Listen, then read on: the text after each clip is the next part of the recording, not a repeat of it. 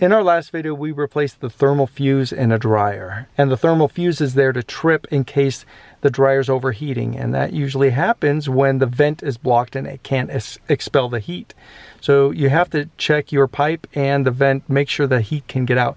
These covers will get brittle and break over time, especially if it's in the sun. To take this off, I'm going to use a drill, and if you have one of these attachments, if you just take the screwdriver bit out, this 1/4-inch socket fits these screws perfectly. So we'll take these out.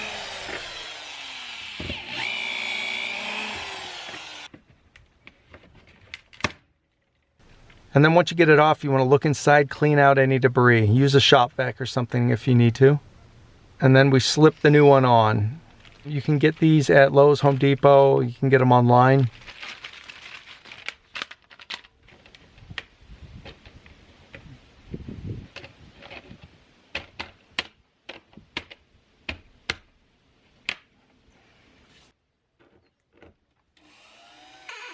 Now I've found that I don't usually need to use caulk or silicone around the edges on this. So what would you do in this case where the stucco went all the way up over the screws? Well, if the frame is in good condition, I would just take out the vent flaps and put in new ones and just leave the frame. No reason breaking up the stucco and causing a bigger project, but I'll leave that up to you. And that's all there is. There's not much to it really, but it's a good reminder to go out and check your vent cover. You might also have one of these at the end of your bathroom fan, so check there too.